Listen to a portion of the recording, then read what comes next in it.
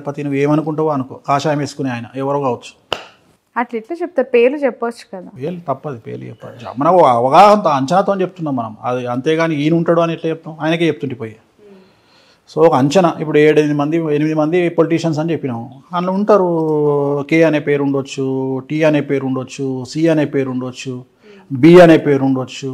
మీకు తెలుసు కదా ఎవరు అని చెప్పి. నాకు తెలుస్తుంది, అది చెప్పొచ్చు కదా. ఇంటర్వ్యూ అయిపోగా నీతోనే మాట్లాడతా. నేను ఆల్రెడీ గెస్ట్ చేశాను. సో ఇంతమంది రాజకీయ నాయకులు అంటున్నారు, ప్రముఖులు అంటున్నారు, అంటే రాష్ట్రంలో ఇకపై పరిణామాలన్నీ చాలా రంజుగా ఉండబోతుంది. మామూలుగా ఉండదమ్మా, ఐమాక్స్ స్క్రీన్లో చూడొచ్చు. తెలంగాణలో డెడ్ పాలిటిక్స్, ఏపీలో ఎప్పుడు యాక్టివ్ పాలిటిక్స్. అసెంబ్లీ స్టార్ట్ అయినా కాకపోయినా నిమిషం ఒక బ్రేకింగ్ న్యూస్తో జర్నలిస్టులు ఉరుకులు పరుగులు ఏపీలో. కానీ తెలంగాణలో అట్లుండేది కాదు. 10 సంవత్సరాలు కూడా ప్రతిపక్షం అనేది కొంత అనుకున్న మెజారిటీలో లేదు కాబట్టి వన్ సైడెడ్గా కేసీఆర్ గారి ప్రభుత్వం మంచి పాలన అందించింది. అవుట్రైట్గా ఇక్కడ ప్రశ్నించే వాళ్ళ యొక్క సంఖ్య తక్కువగా ఉంది అని భావించే వాళ్ళు ఉండేవాళ్ళు. సో ఇప్పుడు అది రివర్స్ అవుతుందా? ప్రశ్నించే వాళ్ళ సంఖ్య కంటే భయపడే వాళ్ళ సంఖ్య ఎక్కువ ఉంది అని నేను అనుకున్నా. అలా కంట్రోల్ చేశారేమో మేబీ. నేను అదే చెప్తున్నా కదా, ఐ లవ్ కేసీఆర్. అది అడ్మినిస్ట్రేషన్లో అది జగన్ చూసి నేర్చుకోవాలి కేసీఆర్ను. Great achiever. బా ఇక నేను చెప్తున్నా కదా. ఎలా ఇన్స్పైర్ అయ్యారు గురుజీ? అంటే ఆయనను చూసినప్పుడు కేసీఆర్ గారి బిహేవియర్ కావచ్చు, మెంటాలిటీ కావచ్చు, ఆయన యాక్టివిటీస్ మీకు అంటే గ్రేట్ అచీవర్గా అంటే ఏం లేదు. ఇప్పుడు నేను కేసీఆర్ నుండి అంటే ఏం లేదమ్మా, సమాజంలో తిరుగుతున్నప్పుడు ఎప్పుడు మనము నిత్య విద్యార్థిగానే ఉండాలి.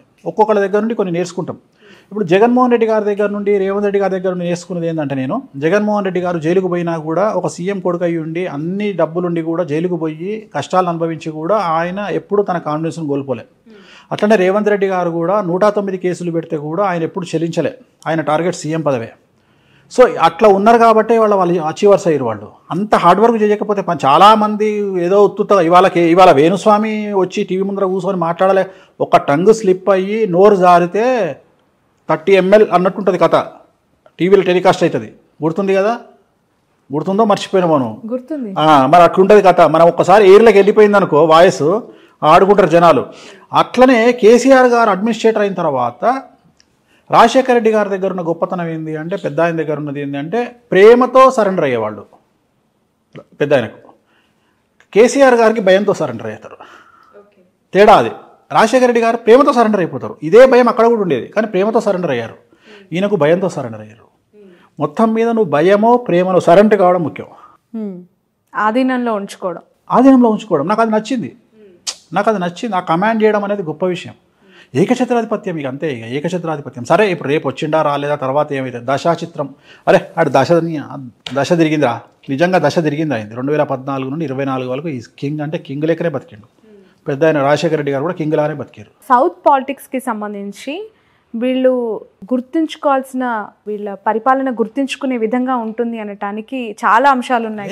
తెలంగాణ జాతిపిత కేసీఆర్, అది ఒక్కటి చాలమ్మా. ఆయన ఏం చేసిండు అనేది సెకండరీ. తెలంగాణ రావాలి అనేది నా చిరకాల వాంఛ. తెలంగాణ తీసుకొచ్చాడు. ఆయన సీఎంగా ఉన్నా లేకపోయినా ఆయన తెలంగాణ జాతిపిత, ఆయన అచీవర్ అంతే. నాకు తెలంగాణ ఇచ్చిన జాతిపిత అంతే. ఇంకా ఆయన పేరు అది చరిత్రలో నిలిచిపోతుంది. ఇక అది మామూలు కాదు కదా. ఆయన సీఎంలు ఇవన్నీ వేస్ట్ మాటలు. ఆయనకు ఉన్న బిరుదు ముందు, జాతిపిత అనే బిరుదు ముందు, తెలంగాణ జాతిపిత అనే బిరుదు ముందు ఇవన్నీ ఇంకా పక్కకు పోయినట్టే. సో ఈ బిగ్ అచీవర్. ఇంకా వేరే వాళ్ళతో కంపేర్ చేస్తే ముఖ్యమంత్రుల పాలన వేరు. ఇప్పుడు చంద్రబాబు నాయుడు 1994 నుండి 2004 వరకు 92లో ఫైనాన్స్ మినిస్టర్గా నేనే కూర్చోబెట్టిన, 94లో సీఎంగా నేనే కూర్చోబెట్టిన, 98, 99లో నేనే సీఎంగా కూర్చోబెట్టిన. ఇవాళ కూడా ఈనాడు పేపర్ తీస్తే ఫ్రంట్ పేజీలో నా బొమ్మ ఉంటుంది చంద్రబాబు నాయుడు గారితో. ఇప్పటికి కూడా మీరు చూడవచ్చు ఆ ఫోటో. సో అప్పుడు నేను నా కళ్ళతో చూసిన is a big achiever, big administrator. ఆయన వస్తుంటే ఐఏఎస్లో కూడా భయపడ్డటువంటి సిచ్యువేషన్ నేను చూసిన. అదే చంద్రబాబు నాయుడు గారిని 2014లో చూడలేకపోయినా, ఎందుకంటే తర్వాత ఆయనకున్న చరిష్మ పోయింది. కానీ ఆ 10 ఏళ్ళు ఆయన అడ్మినిస్ట్రేషన్ చేసింది, అదొక చరిత్ర. అట్లనే రాజశేఖర రెడ్డి గారు ఆ రాజసం ధోతిలో కూడా, ఆ రాజసం పంచకట్టులో కూడా ఆ రాజసం ఎవరు చేయరు. అట్లనే కేసీఆర్ గారు అడ్మినిస్ట్రేషన్ ఏంది అంటే భయపెట్టైనా సరే అట్లా నిలబెట్టారు. సో అది ఆయన స్పెషాలిటీ. సో వీళ్ళందరూ చరిత్రలో నిలిచిపోయే మనుషులు. Okay, right. 2 రాష్ట్రాల్లో జనసేన పార్టీ యొక్క ప్రభావం, జనసేన పార్టీ స్థాపించిన అధినేత యొక్క ఇంపాక్ట్, పవన్ కళ్యాణ్ గారు ఇక్కడ పాలిటిక్స్లో 6 స్థానాల్లో వాళ్ళ అభ్యర్థులను పెట్టి 8 8 స్థానాల్లో పెట్టారు. 6 స్థానాలు ఐ థింక్ ఆయన ప్రచారం చేసినట్లున్నారు ఇక్కడ. సో ఎలాంటి ఇంపాక్ట్ 8 స్థానాల్లో ఏమైంది? డిపాజిట్ కూడా రాలేదు. నేను ఎప్పుడో చెప్పిన పరిస్థితులు బాగాలేవు అని చెప్పిన. ఎవరికి? పవన్ కళ్యాణ్ గారికి. ఓకే, ఏంటి తన జాతకం ఏలినాటి నడుస్తుంది. ఓకే, 2025 వరకు ఏలినాటి నడుస్తుంది. ఇవాళ ఆంధ్రప్రదేశ్లో ఆయన ఇండిపెండెంట్ కొట్లాడుంటే ఇవాళ మెయిన్ అపోజిషన్ అవుతాడు. రేపు పొద్దున 24లో జగన్ గారికి వ్యతిరేకంగా ఫైట్ చేస్తే ఆయనకి 20 నుండి 25 సీట్లు వచ్చి ఆయన అపోజిషన్ ప్లేస్లో కూర్చుంటుండే. ఓకే, సో మనం చెప్తే నేను అదే చెప్తున్నా, మన మాట వినాలే అనే రూల్ ఎక్కడుంది? ఎవరిష్టం వాళ్ళది. ఓకే, సో పవన్ కళ్యాణ్ గారికి వస్తూ ఉన్న ఫాలోవర్స్ని చూసి ఎంత ఇంపాక్ట్ ఉంటుందో అని భయపడిపోతుంటారు చాలా సందర్భాల్లో. నేను కూడా తెలంగాణలో నాగర్ కర్నూలు సభను చూసా, కూకట్పల్లిలో ర్యాలీని చూసా. ఆ క్రౌడ్ అంతా చూసి ఖచ్చితంగా కూకట్పల్లిలో అయితే నేను ఖచ్చితంగా జనసేన అభ్యర్థి గెలుస్తారని అనుకున్నాను. ఎందుకు అంటే అంత వేవ్ కనిపించినట్టు అనిపించింది నాకు. బట్ గ్రౌండ్లో అలాంటి పరిస్థితి ఏమీ లేదు. అభిమానం వేరు, ఓటేయడం వేరు. ఎందుకు అది ఎక్కడైనా అంతే, ఇక్కడనే కాదు. ఓటుకి ఎందుకు కన్వర్ట్ అవ్వట్లేదు పవన్ కళ్యాణ్ గారు? ఆ మాటకు వస్తే మన భారతదేశ ప్రధాని ఎవరు ఉండాలి? రాహుల్ గాంధీ గారు కాదు, రజనీకాంత్ కానీ అమితాబ్ బచ్చన్ కానీ ఉండాలి. మీరు ఇటు కంపారిజన్. ఓకే, వాళ్ళిద్దరే ఉండాలి. అప్పుడు భారతదేశానికే కాదు, ప్రతి స్టేట్ సీఎం ఒక సినిమా యాక్టర్ అయి ఉండాలి. అంతే కదా. హయ్యెస్ట్ జనాలు ఎవరికి వస్తారు? తలైవకి వస్తారు. రజనీకాంత్ వచ్చిండు అనుకో, జనాలందరూ వచ్చి నిలబడతారు రోడ్డు మీద. మరి ఆయన ప్రధానమంత్రి కావాలి, అమితాబ్ బచ్చన్ రాష్ట్రపతి కావాలి. అట్లనే మిగిలిన స్టేట్ సీఎంలందరూ ఆయా స్టేట్ హీరోలు కావాలి. ఎందుకైతే లేరు? ఎన్టీ రామారావు తర్వాత ఎందుకు అంత అవుతుంది? ఇవాళ తెలుగుదేశం పార్టీ అధినేతను తీసుకుపోయి జైల్లో పెట్టినా కానీ మాట్లాడకుండా జూనియర్ ఎన్టీఆర్ ఎందుకు మాట్లాడతలేడు? అంటే నిజాలు తెలుసు కాబట్టి, గ్రౌండ్ లెవెల్లో పరిస్థితులు అనుకూలంగా లేవు కాబట్టి. రైట్, బాదాంకాయలు పల్లికాయలు అమ్ముకునేటోడు కూడా 1 డేలో సెలబ్రిటీ అవుతాడు. అంత మాత్రం మనకు ఓట్లు వేస్తామనుకుంటే తప్పు. Okay, right. బర్రెలు కాల్చుకునే అక్క వీడియో పెడితే సపోర్ట్ కొడతాం కానీ ఓట్లు వేయం, ఓన్లీ సపోర్ట్ కొడతాం. ఓకే, అంతే. పవన్ కళ్యాణ్ గారి పరిస్థితి కూడా బర్రెలక్కతో సమానం అంటారా? బర్రెలక్కతో సమానం అనట్లేదు నేను. అనేది సెలబ్రిటీ స్టేటస్ వేరు, జనాలు రావడం వేరు, ఆ వచ్చిన వాళ్ళు ఓటు హక్కు కింద కన్వర్ట్ అవ్వడం వేరు. నేను మాట్లాడేది అది. దాన్ని చూసి జనాలను చూసి ఓట్లు పడతాయి అనుకోవడం తప్పు అని చెప్తున్నా. ఎప్పుడే కానీ జనాలకు ఓట్లకు సంబంధం లేదు. బట్ టీడీపీతో పొత్తుని ఒకవేళ వాళ్ళు విరమించుకున్నా, పవన్ కళ్యాణ్ గారు విరమించుకొని బీజేపీతో కలిసి ఎన్నికల్లోకి దిగితే ఇంపాక్టెడ్ సీట్స్ ఏమైనా, అంటే ఏమైనా ఇన్ఫ్లుయెన్స్డ్ సీట్స్ ఏమైనా ఉండొచ్చా ఏపీలో? ఇప్పుడు ఇండివిజువల్గా పవన్ కళ్యాణ్ రేపు పొద్దున కూడా టెక్నికల్గా మాట్లాడితే పవన్ కళ్యాణ్ గారు పోటీ చేస్తే టీడీపీ ఓటు పవన్ కళ్యాణ్ గారికి కన్వర్ట్ అవుతుందా? నా simple question. Janasena vote TDP convert అవుతుంది, కానీ టీడీపీ ఓటు కన్వర్ట్ అవుతుందా? నా ప్రశ్న ఇది, పెద్ద ప్రశ్న ఇది. దీనికి ఆన్సర్ చేస్తే జవాబు వస్తుంది. నేను అడిగే ప్రశ్నకు ఆన్సర్ చేయి. టీడీపీ ఓటు జనసేన కన్వర్ట్ అయ్యే అవకాశం ఉండదు. పొత్తు పెట్టుకున్నప్పుడు ఇయ్యరు. తెలంగాణలో 8 చోట్ల జనసేన పోటీ చేసింది. ఎవరితో కలిసి పోటీ చేసింది? బీజేపీతో కలిసి పోటీ చేసింది. సంస్థాగతంగా ప్రతి కాన్స్టిట్యున్సీలా సరే పోనీ వద్దు అనుకుందాం, అట్లీస్ట్ ఒక 8 కాన్స్టిట్యున్సీలలో ఒక 4 కాన్స్టిట్యున్సీలలోనన్నా 15,000 ఓట్లు పడాలి కదా. అట్లీస్ట్ 16,000 ఓట్లు పడితే డిపాజిట్ దక్కుతుంది. అంటే బీజేపీకి ఓట్లు 15,000 ఓట్లు కూడా లేవా కాన్స్టిట్యున్సీలో? ఆ 15,000 ఓట్లు ఎందుకు కన్వర్ట్ కాలే జనసేనకు? ఇదే ప్రశ్న ఆంధ్రాలో ప్రత్యక్షమవుతుంది, ఉత్పన్నమవుతుంది. నేను అడిగే ప్రశ్నే ఇది. జనసేనకు బీజేపీ ఓటు షేరు ఎందుకు కన్వర్ట్ కాలేదు తెలంగాణలో? బీజేపీ, టీడీపీ, జనసేన ఇంచుమించు 3 కలిసి పోటీ చేసినట్టే ఒక రకంగా చెప్పాలంటే తెలంగాణలో అనుకుందాం, ఇల్లీగల్గానో లేకపోతే అన్అఫీషియల్గానో. మరి జనసేనకు బీజేపీ ఓట్లు ఎందుకు కన్వర్ట్ కాలే? ఎందుకు ట్రాన్స్ఫర్ కాలే? జనసేన బీజేపీ పోటీ చేసినట్టే కదా తెలంగాణలో. టీడీపీ ఎన్నికల బారి నుంచి లేదు, కానీ అన్అఫీషియల్ గానే సపోర్టే కదా. జనసేన అంటే టీడీపీ కూడా జనసేనతో కలిసింది ఆంధ్రాలో. లేదు. ఇప్పుడు ఇక్కడ టీడీపీ ఎన్నికల నుంచి తప్పుకొని వాళ్ళ కార్యకర్తల్ని లేదంటే ఆ పార్టీ సింపథైజర్స్ ని ఎటువైపు మళ్లించింది అంటే గాంధీ భవన్ వైపు మళ్లించింది. గాంధీ భవన్ లో కాంగ్రెస్ జెండాలతో పాటు టీడీపీ జెండాలు పట్టుకొని తప్పు మళ్ళలేదు. సెటిలర్స్ గనక ఇవాళ కాంగ్రెస్ కోటేసి ఉంటే హైదరాబాద్ లో కాంగ్రెస్ కు 10 సీట్లు వచ్చాయి. ఒక్క సీట్ కూడా రాలే హైదరాబాద్ లో. రంగారెడ్డి హైదరాబాద్ లో మొత్తం బీఆర్ఎస్ ఫుల్ స్వీప్ చేసింది అంటే దాని అర్థం ఏంది అంటే మొత్తం గుండు గుత్తగా టీఆర్ఎస్ కేసీఆర్ సెటిలర్స్ అందరూ. ఎవ్వరు కూడా చంద్రబాబు నాయుడు ఇష్యూస్ బేస్ చేసుకొని ఏ ఒక్కడు కూడా కాంగ్రెస్ పార్టీకి వెయ్యలేదు అనేది తేటతెల్లమవుతుంది. సో టీడీపీ సింపథైజర్స్ కావచ్చు, టీడీపీ నాయకులు కావచ్చు, చంద్రబాబు మనుషులు ఎవ్వరు రేవంత్ కు సపోర్ట్ చేయలే.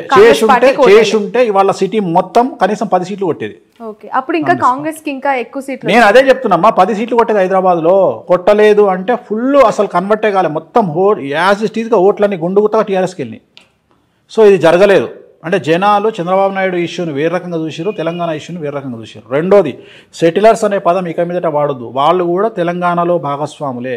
ఎందుకంటే వాళ్ళు తెలంగాణ పీపుల్ లాగానే బతుకుతున్నారు, వలస వచ్చిన వాళ్ళు, కానీ ఎక్కడ కూడా సెటిలర్స్ లాగా లేరు. అందువల్ల వాళ్ళు ఓన్ చేసుకొని ఓట్లేసారు తెలంగాణ. బట్ కేటీఆర్ గారు చేసిన కొన్ని చంద్రబాబు నాయుడు గారి అరెస్ట్ విషయంలో కమెంట్స్ అనేవి నెగిటివ్ ఇంపాక్ట్ చూపించాయి పార్టీకి అనేది చాలా. ఒకవేళ ఎలక్షన్ రోజుకు ఆయన లోపల ఉంటే జరిగేదేమో, అప్పటికే ఆయన వదిలేసారు. అందువల్ల ఆ ఇంపాక్ట్ పడలేదని చెప్తున్నా. ఆయన లోపల ఉంటే ఫీలింగ్ మారేమో, కానీ ఆయన బయట ఉన్నట్టే కదా. దాని వేడి తగ్గిపోయింది అప్పటికి, ఆ సీన్ వేడి తగ్గిపోయింది కాబట్టి జనాలు కూల్ అయిపోయింటారు. సో తెలంగాణలో టీడీపీ ఇంపాక్ట్ లేదు, జనసేన ఇంపాక్ట్ లేదు, జీరో లేదు, ఉండబోదు, ఫ్యూచర్లో కూడా ఉండదు. ఓకే, ఏపీ పరిస్థితికి చంద్రబాబు నాయుడు గారు ఇన్ ఫ్యూచర్, మీరు 2 టర్మ్స్ ఇప్పుడు జగన్మోహన్ రెడ్డి గారే వస్తారంటున్నారు కదా, నెక్స్ట్ 2 టర్మ్స్ జగన్మోహన్ రెడ్డి గారు వస్తారు. 2024-29 ఎవరు? జగన్మోహన్ రెడ్డి వస్తాడు, ముఖ్యమంత్రి ఆయనే అవుతారు. మరి ఆయన పార్టీ ఆయన అంటే మీ నోట్ నుంచి చెప్పాలి. జగన్మోహన్ రెడ్డి గారు 2024లో మరియు 2029లో ఆయనే ఆంధ్రప్రదేశ్ రాష్ట్రానికి ముఖ్యమంత్రిగా ఉండబోతా ఉన్నారు. డామ్ షూర్ గా. ఇది రికార్డ్ అవుతుంది కదా బాబు, రికార్డ్ చేస్తున్నా. ఆ తర్వాత అయినా చంద్రబాబు నాయుడు గారు ముఖ్యమంత్రి అయ్యే అవకాశం ఉందా? ఏందమ్మా రాసుకొచ్చుకుంటా, 200 ఏళ్ళు బతుకుతాను బడే ఉన్నావు నువ్వు, నాకు అర్థమైతలేదు. అంటే 74 ఏళ్ళు ఇప్పటికే అన్నారు తెలంగాణలో రేవంత్ రెడ్డి గారు సీఎం. కాదమ్మా, 74 ఏళ్ళు ఆయన రాజకీయ గండం ఉంది, పరిస్థితులు అనుకూలంగా లేవు కాంగ్రెస్ పార్టీకి అని చెప్పారు. ఏపీలో జగన్మోహన్ రెడ్డి గారు 2 టర్మ్స్ వచ్చిన తర్వాత ఏమైనా సిచ్యువేషన్స్ బ్యాడ్ గా వెళ్లే అవకాశం కనిపిస్తుంది? ఏం లేదు. ఇంకా రేపు 2024లో జగన్మోహన్ రెడ్డి సీఎం అయినాక టీడీపీ అనే పార్టీ ఏడు ఉంటుంది. ఓకే, తర్వాత చూద్దాం. కదా ఆ పార్టీ 29 వరకు సస్టైన్ అయినప్పుడు కదా, ఆ పార్టీ అప్పటి వరకు సస్టైన్. ఇప్పుడు నేను ఇంతకుముందు చెప్పిన 2017లో ఒక ఇంటర్వ్యూలో చెప్పిన ఏమని అంటే, రాజశేఖర్ రెడ్డి లాగా మారిన జగన్మోహన్ రెడ్డి గారిని చూస్తారు మీరు అని చెప్పిన. అన్నట్టుగానే ఆయన మారిన తర్వాత ఆయనకు జనాల్లో లీడర్లు నమ్మకం వచ్చింది. అట్లనే ఇంకో మాట చెప్తున్నా ఇప్పుడు నీ తరపున, కేసీఆర్గా మారబోతున్న జగన్మోహన్ రెడ్డిని చూస్తారు 24లో. అర్థమైందా డైలాగ్?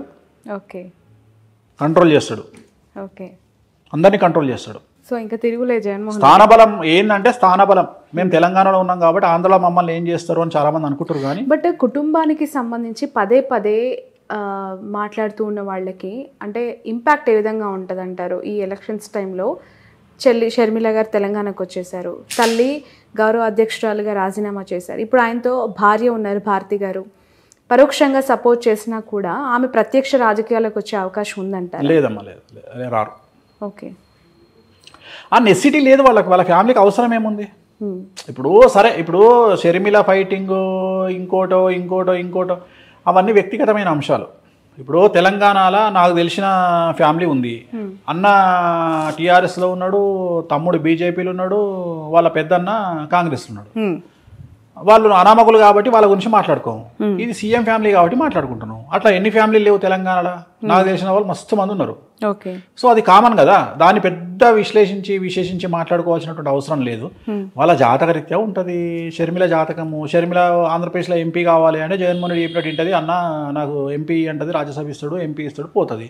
ఆమె జాతకంలో రాజయోగం అనుభవించే పరిస్థితి లేదు కాబట్టి వ్యతిరేకమైన నిర్ణయాలు తీసుకుంటుంది. So actually nothing but decision. ఆమె తీసుకునే నిర్ణయాలు ఆమె జీవితము. ఆమె పార్టీ పెట్టినా, తెలంగాణలో కాంగ్రెస్ పార్టీకి పోయినా, లేకపోతే ఇంకో మాట మాట్లాడినా, ఇవన్నీ కూడా రాజకీయ జాతకపరమైన అంశాలే కదా. సో ఆమె తీసుకునే నిర్ణయాలు, ఆమె మాట్లాడే మాటలు ఆమె జీవితాన్ని డిసైడ్ చేస్తాయి. ఎలా ఉండబోతుంది అంటారు షర్మిల యొక్క? పెద్ద గొప్పగా ఉండదు. ఓకే, షర్మిల గారు జగన్ దగ్గరికి పోతే హ్యాపీగా ఉంటుంది ఆమె జీవితం. ఆయన లేకుండా ఆమెను ఊహించుకోలేం. వెళ్ళే అవకాశం ఉందంటారు? ఎందుకంటే నీకు బాగా క్లోజ్ అమ్మా, నాకు తెలుసమ్మా, నీకు అమితమైనటువంటి ప్రేమ, నీకు చాలా క్లోజ్ షర్మిల. ప్రొఫెషన్ వేరు, వ్యక్తిగత మామూలుగానే అంటున్నా తల్లి, చెప్పట్లేదు. చాలా మందికి ఏంటంటే, ఇప్పుడు నేను మీకు డీకే శివకుమార్ అత్యంత సన్నిహితుడు అంట, కానీ ఆ సన్నిహితం ఎంతవరకు ఉండాలో అంతవరకే. షర్మిలమ్మ గారు పార్టీ పెట్టినప్పటి నుంచి టిల్ టుడే ప్రతి ఒక్క పొలిటికల్ యాక్టివిటీ పైన నా కవరేజ్ ఉంది. అండ్ ఒక మహిళ ఇప్పుడు కల్వకుంట్ల కవిత గారు అవ్వచ్చు, ఇటు మన షర్మిల గారు అవ్వచ్చు. ఇప్పుడు షర్మిల గారి గురించి మనం ఇప్పుడు కాదు, పార్టీ పెట్టిన రోజు నుండి మాట్లాడుకున్నాం. నేను ఎప్పుడైనా పాజిటివ్గా మాట్లాడినా, ఓ మొత్తం ఇరగదీస్తుంది అని చెప్పిన, 1% ఇంపాక్ట్ కూడా ఉండదని చెప్పిన. నిజమైంది కదా. నేనేం మాటలు మార్చట్లేదు కదా. మీరు ఆ రోజు కూడా నువ్వు ఆమె దగ్గర ఇంటర్వ్యూ తీసుకొని వచ్చిన మరుక్షణం నేను చెప్పిన ఏముండదు తల్లి, అంత నార్మలే ఉంటుంది పరిస్థితి అని చెప్పిన. అంతే తప్ప నేనేం గొప్పగా మాట్లాడాను. అంతలాగా ఒక పాదయాత్ర నిజంగానే చెప్పాలి, ఒక మహిళగా ఆమె చేసిన పాదయాత్రని నేను కల్లారా చూసిన వ్యక్తిగా కష్టం వేరు, చాలా చాలా బాధపడ్డాను ఆ రోజు. ఎందుకు అంటే పక్క రాష్ట్రంలో అన్న సీఎం గా ఉన్నారు, ఇక్కడ ఒక మహిళ ఒంటరిగా ఎందుకు ఈ పరిస్థితి వచ్చింది? మోరోవర్ అన్న గెలుపులో ఆమె పాత్ర ఉంది, ఆమె భాగస్వామ్యం ఉన్నప్పుడు ఇక్కడ ఎందుకు పెట్టింది అనేది నాకు పదే పదే రేజ్ అయిన క్వశ్చన్. దానికి ఇప్పటివరకు నాకు ఆన్సర్. జాతకపరమైన విశ్లేషణ అంతే, వాళ్ళ వ్యక్తిగతమైన నిర్ణయాలు. Astrology is nothing but decision. అదే చెప్తున్నా కదా. ఆ నిర్ణయం ఎందుకు తీసుకున్నారు అంటే దానికి మనం ఏం చెప్తాం? ఇప్పుడు మన వేలో అనేవి ఉన్నాయంటారా? ఖచ్చితంగా నాకు కుటుంబం పట్ల అవగాహన లేదు, వ్యక్తిగతమైనటువంటి అంశాల జోలికి నేను వెళ్ళను. నేను జాతకపరంగా మాట్లాడతా. నేనేమంటా, ఇదే షర్మిల గారు నా దగ్గరకు వచ్చి, అనిల్ గారు నా దగ్గరకు వచ్చి, ఏమండి ఒక మాట మాకు ఒక ఐడియా అడ్వైజ్ ఇవ్వండి అంటే, ఎంబడే మీ దుకాణం బంద్ చేసి జగన్ గారిని కలవండి అని చెప్తా. ఎందుకు? అక్కడ పోయి కూర్చుంటే మీకు ఆల్రెడీ ఏదో పదవి ఇస్తాడు, హ్యాపీగా ఎంజాయ్ చేస్తారు లైఫ్, ఒక సీఎం చెల్లెగా లైఫ్ ముందుకెళ్తుంది. ఇంత కష్టాలు మీరు పడాల్సిన అవసరమే లేదని చెప్తాను నేను. కానీ వాళ్ళు మనం అడగరు, మనం చెప్పాం, అయిపోయింది. సో ఇట్లనే astrology is nothing but decision. వారసులకి సంబంధించిన ప్రశ్న ఇది. కేసీఆర్ గారు ముఖ్యమంత్రిగా 2 టర్మ్స్ చేసిన తర్వాత ఇప్పుడు గెలిచి ముఖ్యమంత్రి పదవికి రాజీనామా చేశారు. కానీ కొడుకును ముఖ్యమంత్రి స్థాయిలో సొసైటీలో ప్రొజెక్ట్ చేశారు. నెక్స్ట్ 5 yearsలో కేటీఆర్ గారు ఆ స్థాయిలో ఎమర్జ్ అవుతారు పీపుల్లో అనేది ఒక మాట వినిపిస్తోంది. చంద్రబాబు నాయుడు గారి వారసుడు లోకేష్ గారి గురించి ప్రస్తావిస్తున్నారు. లోకేష్ గారు ముఖ్యమంత్రి అయ్యే అవకాశం కానీ, పాదయాత్రను మరొకసారి దిగ్విజయంగా నాన్ స్టాప్గా స్టార్ట్ చేసి ఎండ్ చేసే పరిస్థితి కానీ, పీపుల్స్ లీడర్గా ఎస్టాబ్లిష్ అయ్యే అవకాశం కానీ ఉందా అని చెప్పి ఇక ఇండివిజువల్గా చెప్పగానే ఇద్దరికి లేదు, ఇద్దరు ముఖ్యమంత్రుల కొడుకులకు లేదు. ఒకటే ఆన్సర్లో 2 సమాధానాలు. ఇటు కేసీఆర్ గారు అబ్బాయి కేటీఆర్ కానీ, బట్ కంపారిటివ్లీ ఈరోజు ఇప్పుడు కూడా సిరిసిల్లలో ఆయన మళ్ళీ విక్టరీ. మళ్ళీ నువ్వు అన్ని జనరలైజ్డ్. నేను ఆస్ట్రాలజర్ అమ్మా, పొలిటికల్ అనలిస్ట్ కాదు. పొలిటికల్ ఆస్ట్రాలజర్ అనొచ్చు, పొలిటికల్ ఆస్ట్రాలజర్ అను, కానీ పొలిటికల్ అనలిస్ట్ కాదు. పొలిటికల్ ఆస్ట్రాలజర్గా చెప్పండి. ఇప్పుడు 3 సార్లు ఆయన ఎమ్మెల్యేగా గెలిచారు, దిగ్విజయంగా మంత్రి పదవులు అనుభవించారు. ఇప్పుడు సరే ఓకే, ప్రతిపక్షంలో కూర్చుంటారు, వేరే విషయం. కానీ నారా లోకేష్ గారికి సంబంధించి అసలు ఎమ్మెల్యేగా గెలుస్తారా అనే ప్రశ్నకు ఆన్సర్ ఏంటి? ఎమ్మెల్యే గెలవచ్చు, అది పెద్ద విషయం ఏం కాదు. ముఖ్యమంత్రి కాలేరు, ఆయన జీవితంలో ముఖ్యమంత్రి అయ్యే యోగం లేదు. ఏంటి ఆయన జాతకం ప్రకారం? రావు మార్గదర్శ నడుస్తుంది 2024 వరకు. ఎలక్షన్లో రావు మార్గదర్శలో ఉంటారు. ఈ ఎలక్షన్లో ముఖ్యమంత్రి అయ్యే యోగం లేదు. ఎట్లాగో లేదు. మీరు 2 టర్మ్స్ జగన్మోహన్ రెడ్డి అన్నారు. సో ఇన్ ఫ్యూచర్ ఆయన పార్టీ రావడానికి అవకాశం ఉంది అధికారంలోకి? బీజేపీనే వస్తుంది. బీజేపీ వస్తుంది. నరేంద్ర మోడీ ఉన్నంతకాలం బీజేపీ. నరేంద్ర మోడీ కంటిన్యూ అవడానికి అవకాశం ఉందండి? అవుతాడు. Until his life end. మీకు నచ్చిన పొలిటీషియన్ ఎవరి పేరు చెప్పండి, నచ్చిన పొలిటీషియన్. అంటే పూర్వం కానీ ఎన్టీ రామారావు. ఇప్పుడు ఫస్ట్. ఓకే. సెకండ్ కాంగ్రెస్లో అంటే వైఎస్ఆర్. వైఎస్ఆర్ అంటే జగన్మోహన్ రెడ్డి. రాజశేఖర రెడ్డి. ఓ రాజశేఖర రెడ్డి. ఓకే. మరి సమాజంలో కొన్ని అరాచకాలు జరుగుతున్నాయండి, దీనికి బాధ్యత ఎవరిదంటారు? ఎవరైతే అరాచకాలకు గురవుతున్నారో వాళ్ళదే. ఫర్ ఎగ్జాంపుల్ రౌడీ అనేటువంటి వాడు, అంటే రౌడీ షీటర్స్ గురించి మాట్లాడుతున్నాను. ఒక్కడే ఉంటాడండి. సమాజంలో ఉండే మనుషులు 100 మంది ఉంటారండి. ఏది ఆ క్రైమ్ జరిగేటప్పుడు 100 మంది తిరగబడితే ఒక రౌడీ షీటర్ని చంపడం పెద్ద కష్టమా? కష్టమేం కాదు అది, కానీ తిరగబడడానికి ధైర్యం ఉండదు వాళ్ళకి. అందుకే అంటున్నాను, సమాజందే తప్పు, ఈ మనుషులదే తప్పు, రౌడీ షీటర్లది తప్పు కాదు. వైఎస్ జగన్ పార్టీకి లేదంటే ఆ ప్రభుత్వానికి ఎన్ని మార్కులు వేస్తారు మీరు? 100 మార్కులు అనుకోండి. 100 కాదండి. ఇప్పుడు జగన్ ఆపరేట్ చేస్తున్నటువంటి విధి విధానాల ప్రకారంగా అంటే ఖచ్చితంగా చెప్తాను, 195% వానికే మార్కులు వేస్తాను. ఎందుకు అడిగిన తప్పేముంది? ఎందుకండి అన్ని మార్కులని? ఫస్ట్ ఆఫ్ ఆల్ ఒక మిడిల్ క్లాస్ మ్యాన్గా ఆలోచించండి. మీరు ఎప్పుడన్నా రేషన్ కార్డు తీసుకుని రేషన్ షాప్కి వెళ్ళారా? నా చిన్నప్పుడు వెళ్ళానండి. వెళ్ళాను. అప్పుడు పరిస్థితి ఏంటి, ఎలా ఉండింది? చాలా దారుణమైన పరిస్థితి. అప్పుడు ఆ రేషన్ బియ్యం తీసుకుని వండుకోవడం అన్ని చేసుకునేవాళ్ళం మేము కదా. ఇప్పుడు అదే రేషన్ బియ్యం కావచ్చు, పప్పు కావచ్చు, ధాన్యం కావచ్చు, నూనె కావచ్చు, ప్రతి ఒక్కటి కిరాణా షాప్ సామాన్లు వస్తున్నాయా లేదా ఇంటి ముందరికి? ఇంటి ముందుగా వెహికల్తో. అది గొప్ప అచీవ్మెంట్ కదా.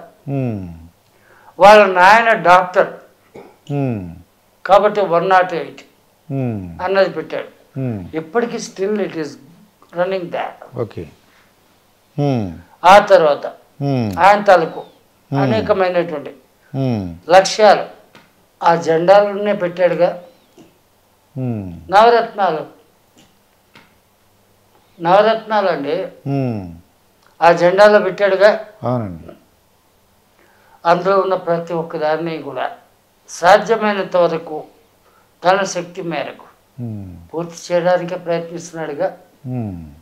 He is a real right person to lead the post of CM. ఇంకోటి ఏంటంటే ఆంధ్రప్రదేశ్కి 3 రాజధానులు చెప్తున్నారండి. ఒకప్పుడు సెపరేట్ ఆంధ్ర ఉద్యమం అన్నది ఏర్పడితే చెన్నై, తమిళనాడు, అప్పట్లో అంతా కూడా సౌత్ ఇండియాలో ఒక యూనిట్ కింద తమిళనాడు ఆంధ్ర రెండు కూడా ఏకీకృతంగా ఉండేది. అప్పుడు పొట్టి శ్రీరాములు ప్రాంతీయ అభిమానంతో, ప్రాంతీయ తత్వంతో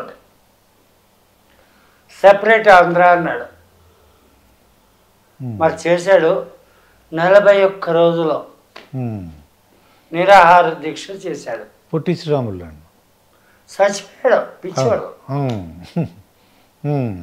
ఏం సాధించాడు?